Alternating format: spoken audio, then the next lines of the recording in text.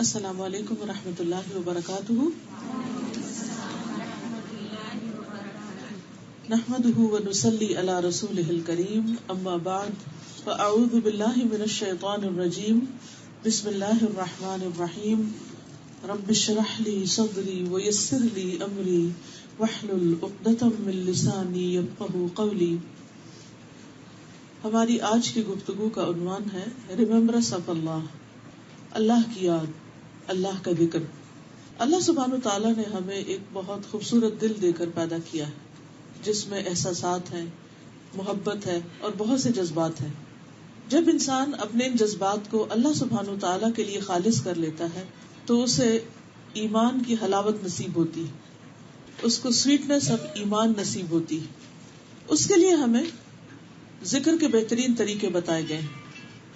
آئیے صحیح مسلم کی ایک حدیث کی روشنی میں ہم اللہ کی یاد کی فضیلت کے بارے میں کچھ باتیں کریں گے. تو سب سے پہلے حدیث سنتے ہیں.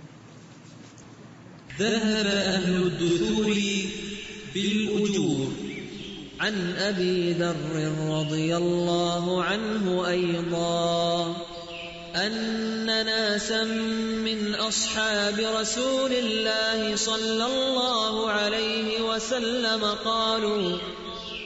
قالوا للنبي صلى الله عليه وسلم يا رسول الله ذهب أهل الدثور بالأجور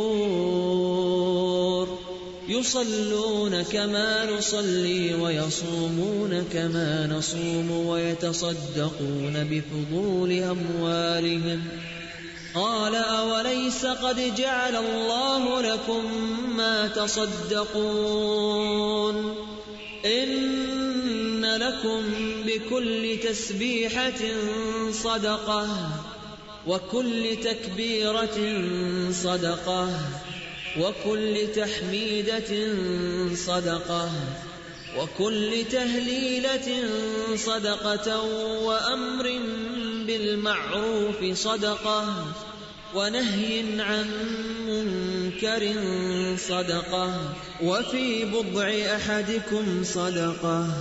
قالوا يا رسول الله أيأتي أحدنا شهوته ويكون له فيها أجر؟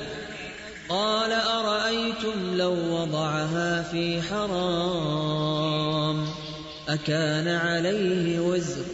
فكذلك إذا وضعها في الحلال كان له أجر. ابو ذر رضی اللہ عنہ سے روایت ہے کہ رسول اللہ صلی اللہ علیہ وسلم کے ساتھیوں میں سے کچھ لوگوں نے نبی صلی اللہ علیہ وسلم سے عرض کیا، اے اللہ کے رسول، مالدار لوگ سارا ثواب لے گئے. وہ نماز پڑھتے ہیں جیسا کہ ہم نماز پڑھتے ہیں، وہ ہماری طرح روزہ رکھتے ہیں اور اپنے زائد اموال میں سے صدقہ کرتے ہیں. آپ نے فرمایا، کیا اللہ نے تمہارے لیے وہ چیز نہیں بنائی جس سے تمہیں بھی صدقے کا ثواب ہو؟ ہر تسبیح صدقہ ہے، ہر تکبیر صدقہ ہے، ہر تعریفی کلمہ یعنی حمد و ثنا اللہ تعالیٰ کی الحمدللہ کہنا صدقہ ہے، اور لا الہ الا اللہ کہنا بھی صدقہ ہے، اور نیکی کا حکم کرنا صدقہ ہے، اور برائی سے منع کرنا صدقہ ہے. تمہارے ہر ایک کی شرمگاہ میں صدقہ ہے. صحابہ نے عرض کیا، اے اللہ کے رسول صلی اللہ علیہ وسلم، ہم میں سے کوئی اپنی شہوت پوری کرے تو اس میں بھی اس کے لیے ثواب ہے. فرمایا، کیا تم دیکھتے نہیں اگر وہ اسے حرام جگہ استعمال کرتا تو وہ اس کے لیے گناہ کا باعث ہوتا، اسی طرح اگر وہ اسے حلال جگہ استعمال کرے تو اس پر اس کو ثواب حاصل ہوگا. ایک اور روایت میں آتا ہے، ابو ہریرہ رضی اللہ عنہ کہتے ہیں کہ فقراء صحابہ نبی صلی اللہ علیہ وسلم کی خدمت میں حاضر ہوئے اور کہا کہ امیر لوگ بلند درجات اور ہمیشہ رہنے والی جنت حاصل کر گئے. جس طرح ہم نماز پڑھتے ہیں وہ بھی پڑھتے ہیں، جیسے ہم روزے رکھتے ہیں وہ بھی رکھتے ہیں، لیکن مال و دولت کی وجہ سے انہیں ہم پر فوقیت حاصل ہے کہ اس وجہ سے وہ حج کرتے ہیں، عمرہ کرتے ہیں، جہاد کرتے ہیں، صدقہ دیتے ہیں، اور ہم محتاجی کی وجہ سے ان کاموں کو نہیں کر پاتے.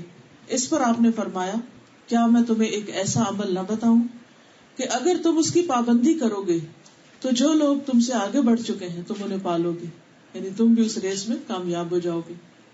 اور تمہارے مرتبے تک پھر کوئی نہیں پہنچ سکتا، اور تم ان سب میں سے بہتر ہو جاؤ گے سوائے ان کے جو یہی عمل شروع کر دیں. اور وہ کیا ہے؟ ہر نماز کے بعد 33 بار سبحان اللہ، 33 بار الحمدللہ اور 33 بار اللہ اکبر کہنا. یعنی ان کلمات کی پابندی، ان تسبیحات کی پابندی نماز کے بعد انسان کے درجات کی بلندی کا ذریعہ بنتی ہے، اور بہت سے وہ اور عمل نیکی کے جو عام حالات میں انسان نہیں کر سکتا، وہ ان تسبیحات کی پابندی کے ذریعے ان کا اجر حاصل کر لیتا ہے. لیکن اکثر ایسے ہوتا ہے کہ بہت سے لوگ نماز کے بعد فوراً ہی اٹھ جاتے ہیں مصلی سے. دل گھبرانے لگتا ہے اس تسبیح سے. شیطان اس سمپل سے کام کو جس میں 1.5 منٹ سے بھی زیادہ نہیں لگتا، یعنی 33 ٹائم اگر آپ آرام سے بھی سبحان اللہ کہیں تو میکسیمم ٹائم جو آپ کو لگے گا 1 منٹ اور 30 سیکنڈ لگیں گے. لیکن وہ وقت ہمارے لیے شیطان اتنا مشکل بنا دیتا ہے کہ وہ لگتا ہے پہاڑ ہے.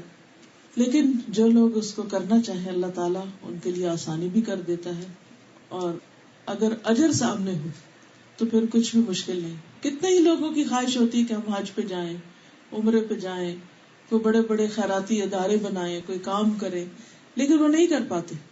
اور جو کرتے بھی ہیں تو وہ جانتے ہیں کہ اس کے پیچھے کتنی بڑی ایفرٹ لگتی ہے. لیکن بعض اوقات چھوٹی چھوٹی نیکیاں جن پر انسان پابندی اختیار کرتا ہے، استقامت اختیار کرتا ہے، ان کا اجر و ثواب کہیں زیادہ ہوتا ہے. کیونکہ اس میں ذکر تو اپنی جگہ ہے، ریممبرنس آف اللہ تو اپنی جگہ ہے، لیکن خصوصی طور پر اس کی جو پابندی ہے کہ مستقل مزاجی کے ساتھ اس کو کرنا، یہ اس کامیابی کی ہے. یہاں جن صحابہ نے آ کے نبی صلی اللہ علیہ وسلم سے عرض کیا، ان کا مقصد کوئی حسد نہیں تھا، کوئی شکایت لگانا نہیں تھا، کوئی کمپلینٹ یا کوئی فرسٹریشن کا اظہار نہیں تھا، بلکہ ان کو شوق تھا کہ اجر میں آگے بڑھ جائیں کسی طرح.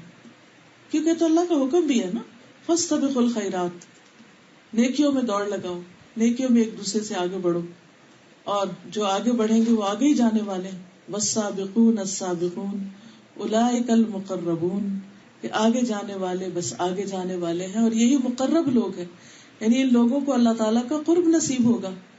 لیکن عموماً ہم دنیا کے معاملے میں تو مقابلے کرتے ہیں، لیکن آخرت کے معاملے میں ہم بہت سست رہتے ہیں. اچھا ابھی تو بہت وقت ہے، ابھی میرا یہ کام ہے، وہ کام ہے، اور پھر ان نیکیوں کو بھول جاتے ہیں.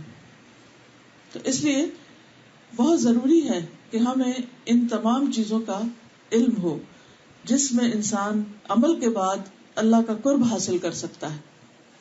ایک اور آیت میں آتا ہے سابقوا الى مغفرۃ من ربکم وجنۃ عرضها كعرض السماء والارض اعدت للذین آمنوا باللہ ورسلہ ذلک فضل اللہ یؤتیہ من یشاء واللہ ذو الفضل العظیم. اپنے رب کی بخشش اور اس جنت کی طرف ایک دوسرے سے آگے بڑھو. یعنی اللہ تعالیٰ تمہیں بخشش کی طرف بلاتا ہے، جنت کی دعوت دیتا ہے، یعنی دوسرے لفظوں میں نیک کام کرنے کی دعوت دیتا ہے کہ آؤ یہ اچھے اچھے کام کرو تو میں تمہیں معاف کر دوں گا، میں تمہارے درجے بلند کروں گا، تمہیں جنت الفردوس عطا کروں گا. فرمایا وہ جنت جس کی چوڑائی آسمان اور زمین کی چوڑائی کی طرح، اتنا بڑا گھر ہے، وہ ان لوگوں کے لیے تیار کی گئی ہے جو اللہ اور اس کے رسولوں پر ایمان لائے. یہ اللہ کا فضل ہے، وہ اس کو دیتا ہے جسے وہ چاہتا ہے. یعنی ہر ایک کو یہ نصیب نہیں ہوتا، اور اللہ تعالیٰ بہت بڑے فضل والا ہے. اللہ سبحانہ و تعالیٰ بعض پیغمبروں کی صفت بیان کرتے ہوئے یوں ارشاد فرماتے ہیں وَزَكَرِيَّا إِذْ نَادَى رَبَّهُ رَبِّ لَا تَذَرْنِي فَرْدًا وَأَنْتَ خَيْرُ الْوَارِثِينَ فَاسْتَجَبْنَا لَهُ وَوَهَبْنَا لَهُ يَحْيَىٰ وَأَصْلَحْنَا لَهُ زَوْجَهُ إِنَّهُمْ كَانُوا يُسَارِعُونَ فِي الْخَيْرَاتِ وَيَدْعُونَنَا رَغَبًا وَرَهَبًا وَكَانُوا لَنَا خَاشِعِينَ. اور زکریا جب اس نے اپنے رب کو پکارا، اے میرے رب مجھے اکیلا نہ چھوڑ، اور تو سب وارثوں سے بہتر ہے. یعنی سب وارث چلے جائیں گے، ختم ہو جائیں گے، لیکن تیری مملکت اور تیری حکومت اس کو کوئی زوال نہیں، تو ہمیشہ باقی رہے گا. فرمایا تو ہم نے اس کی دعا قبول کر لی اور اسے یحییٰ عطا کیا اور اس کی بیوی کو اس کے لیے درست کر دیا. بے شک وہ نیکیوں میں جلدی کرتے تھے. یعنی ان کی خوبی کیا تھی کہ وہ نیکیوں میں بہت آگے بڑھتے تھے، دیر نہیں لگاتے تھے. انتظار نہیں کرتے تھے، اور ہمیں رغبت اور خوف کے ساتھ پکارتے تھے. یعنی ایک طرف اللہ سبحانہ و تعالیٰ سے ڈرتے تھے اور دوسری طرف امید بھی رکھتے تھے، اور وہ ہمارے لیے عاجزی کرنے والے تھے. یعنی جہاں اللہ کا حکم سامنے آیا وہی جھک گئے، پھر اپنی مرضی نہیں. اب ہم بعض اوقات سوچتے ہیں کہ اچھا یہ تو انبیاء کرام تھے اور یہ نیکیوں میں آگے بڑھنے والے تھے اور یہ تو گزر چکے، آج کے دور میں کون ایسا کر سکتا ہے؟